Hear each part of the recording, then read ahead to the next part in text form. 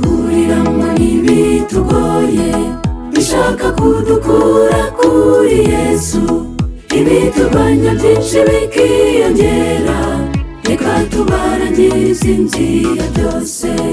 Hari amahoro umukiza Yesu atanga, ayo mahoro atunyuza muri byinshi, akadukomeza mu kigeragezo, n'ahandi wayasanga ni muri Yesu.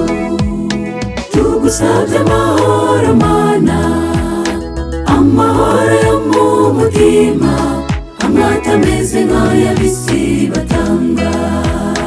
Duhe guca bugufi Yesu, uduhindurira amateka, duhe kwera imbuto z'umwuka, tubigusabye mu izina rya Yesu.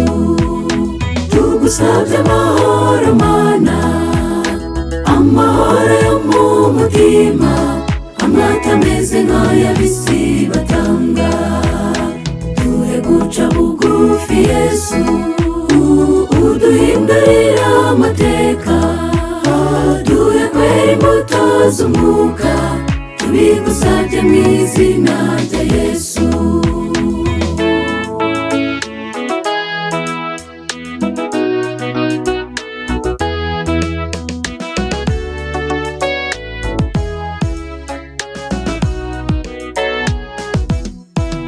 Ayo mahoro turimo kubabwira, n'amahoro aboneka muri Yesu, iyo umwakiriye nk'umukiza wawe, ayo mahoro atanga uba wayabonye. Ushobora kubura umukene cyane, ibibazo by'isi bikakugora, ariko kuko wifitiye amahoro, ukizera ko Yesu ashoboye byose. Tugusabye amahoro Mana, amahoro yo mu mutima, amwe atameze nk'ay'ab'isi batanga. Duhe guca bugufi Yesu, uduhindurira amateka, duhe kwera imbuto z'umwuka, tubigusabye mu izina rya Yesu. Tugusabye amahoro Mana, amahoro yo mu mutima, amwe atameze nk'ay'ab'isi batanga. Duhe guca bugufi Yesu, uduhindurira amateka, duhe kwera imbuto z'umwuka, tubigusabye mu izina rya Yesu.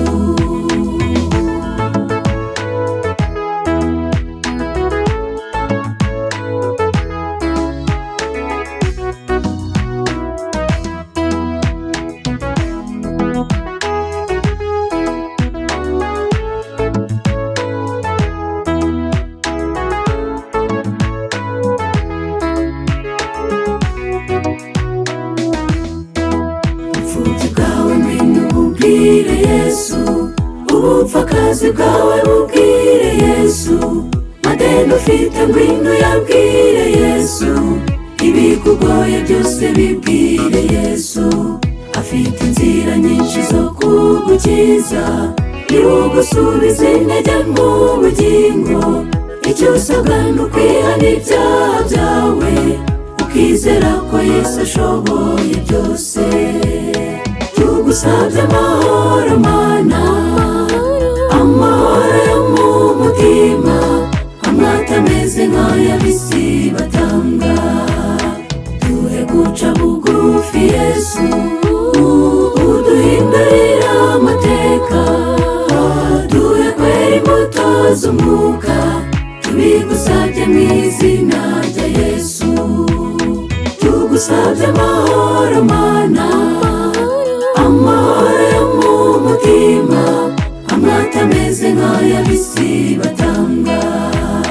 Duhe guca bugufi Yesu, uduhindurira amateka, duhe kwera imbuto z'umwuka, tubigusabye mu izina rya Yesu. Tugusabye amahoro Mana, amahoro yo mu mutima, amwe atameze nk'ay'ab'isi batanga.